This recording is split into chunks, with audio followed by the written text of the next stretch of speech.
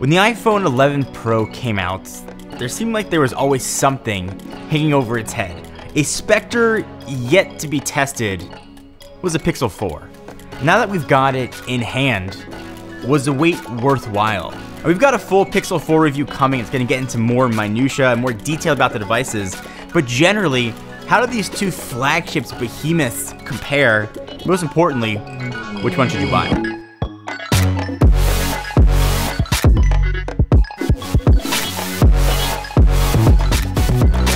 I don't think beauty's ever been what Google's been going for with the Pixel. Now, having said that, I think this is the best looking version of any Pixel device, but that's not to say it is objectively beautiful, nor is the iPhone 11 Pro. It's a decent looking phone, but I don't think it's particularly beautiful. It's not the best looking iPhone's ever been put out.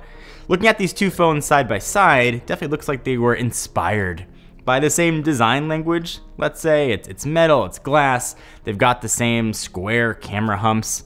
The iPhone is a better looking device though. It's like a Ron Howard, Clint Howard situation here, but neither of these two are beauty queens. There's a lot to talk about when it comes to screens. I don't think Google has done a very good job with screens on Pixels in the past. There's been burn-in issues, color saturation problems. This is a really good screen, and I commend Google for going the 90 hertz route. Things look beautiful, they look smooth. There's dynamic refresh switching here, so if you're doing something that Google doesn't deem 90 hertz worthy, it will scale itself down. It is a really good screen. That's something I haven't been able to say about Pixel screens in the past. Colors are bright and vibrant. Blacks look obviously really black with the OLED technology. It's definitely not the brightest, and sort of the best instance I can give of that, and I was, again, taking pictures of my kid at a soccer game, and I had a hard time seeing the screen on the Pixel 4. So it doesn't matter how good a refresh rate is. If you can't see a screen, that's going to be a problem. On the iPhone side, in the same situation, the screen gets brighter. I could see the screen at that same soccer game. It's not 90 hertz, it doesn't look as smooth, but amongst the non-90 hertz panels, I think it's still one of the best screens going. I initially started testing the Pixel using a regular Pixel 4, not the XL, and I thought my device was broken. I thought I had a defective Pixel. Come 4:35, I was almost at 0% battery life. Turns out, my phone was not broken. The Pixel 4 has absolutely horrendous battery life. Now it's better on the 4 XL.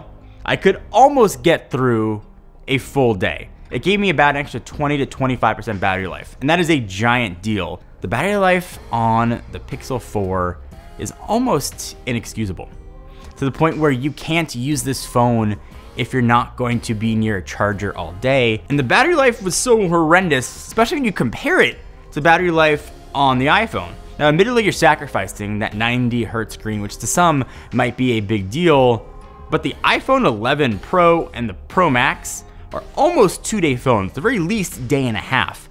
And they are so good at battery life, it made the Pixel 4 look that much worse. Face Unlock is also a big deal here. It's the first time Google themselves have included it on their phones, and obviously comparing it to Face ID, it works insanely fast. It is quicker than the already quick Face ID. But on the other side, it very happily will unlock with your eyes closed. And Google said a fix is coming in months. But until that fix is here, I can only evaluate it based on eyes closed. Now, I don't have anything that I'm really worried about somebody holding my phone up while I'm sleeping, but it's a security risk. If you're comparing these technologies side by side, you get to decide which one's better for you. So I've said it before, but I think Google including the 855 instead of the 855 Plus was a miss. But the 855 is a bit outdated, but a very capable processor. On the Apple side, the A13 Bionic is an absolute beast. It's 4 gigabytes of RAM on the iPhone side versus 6 on the Pixel side. And what that means in use cases, really almost nothing. Both phones are incredibly fast. I didn't have any stuttering. I know some have had RAM management issues on the iPhone side, but I haven't experienced those. Both phones were incredibly quick at anything I threw at them. So if there's one category that separates these phones above most others and is the biggest issue of contention, debate, it's the cameras. The Pixel has been the camera king for years. I think the benchmark of camera quality set by the Pixel 3 was unmatched for almost an entire year. Apple came back with an answer. They came back with holes that were being filled. We've got night mode, better HDR, video improvements, but Google stepped up their games too. So looking at the images that just straight up come out of the cameras from auto mode, you might not see that much of a difference. I think the Pixel's images look a little more processed, but to some eyes, that actually looks a lot better. The iPhone photos look a little more true to life. So what Google did with one relatively generic Sony sensor on the Pixel 3, again, was pretty amazing. But there are two now on board. You've got the regular wide angle that we saw last year, and now you've got a 2x telephoto. And that was controversial. A lot of folks were hoping for that ultra wide. I'm clearly in the telephoto camp. I like having it. Ultra wide is nice to have too, but if I had to pick one, I'm gonna go telephoto. And when it comes to the photos taken from the telephoto, well, I do have issues with Google's UI. I think generally the photos that come from telephoto look better to my eye on the Pixel than they do on the iPhone. Just regular photos taken from the wide angle, I think it can be a draw. Sometimes the iPhone photos look better, sometimes the Pixel phone looks better. There wasn't anything that was sort of a guaranteed winner for me on that category. Where you do see a difference though is the iPhone 11 Pro brings a third sensor here. You've got an ultra wide. While I might not be the biggest ultra wide user, there are cases where I like to have it. Over the weekend, I went out with my wife and a bunch of friends, and I could take an ultra wide shot and get us all into one photo. That was awesome. So while my use case might not be every day, I have the option of taking those photos when I want. One of the big stories that I think we saw here was night mode. Apple didn't have one, and the Pixel 3's night mode seemed really good. But Apple swung back. We've got a night mode now that automatically turns itself on when you want to take pictures, and I've been blown away by what kind of shots you can get. Apple's not trying to make nighttime look like daytime. They're just trying to make the shot look like what you can generally see with your eyes, and they do a really good job at it. Now, they're not noise-free by any stretch of the imagination. They do look really good. And again, not trying to make a dark sky look blue. What Google's doing is a bit different. It's trying to completely brighten up the images. It almost makes a dark sky look blue-ish. And I think you're getting a lot more noise on the Pixel side than you do with the iPhone side. It's also a separate mode that you have to go into to use. Now, to some that might not be an issue, but I like that the iPhone does it automatically. As good as the still cameras have been on the Pixel and other Android devices, video has been a huge rift between what Apple's capable of and what Google's devices can do. And while the Pixel 4 does take very good video, it comes back to that more choice. It will not shoot 4K at 60, and to you, that might not be a problem. Google said people prefer to shoot at 30, so that's what we did. That seems like an Apple type answer. That seems like you're holding it wrong. It seems like we'll tell you what you like and you use it. It's weird to see that come from Google. I would have liked to have had the option. If I want to shoot 4K 60, let me shoot 4K 60. That's not the case here, either the front or any of the back cameras. And while still the video looks good, it's more options we get with the iPhone. I think the iPhone does stability better. The video quality looks better. The HDR images look better. It's still not quite close on the video front. And for the price you're paying for these devices, the more options, the better. And having more options and choice is generally not something you associate with Apple. That's usually been Android's jam. But here, having the flexibility of that ultra-wide, having the telephoto, having a really good regular standard lens, makes the iPhone 11 Pro a more versatile camera system.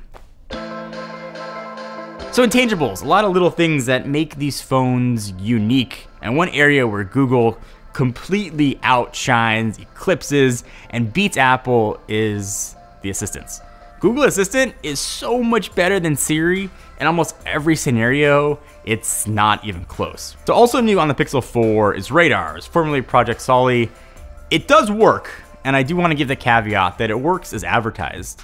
But what it does is not so useful. Waving our hands to change songs is nice. I don't really have to use it. I do like that it makes the phone aware of kind of what's going on. So if I'm picking it up, moving my hand towards it, things like that are nice.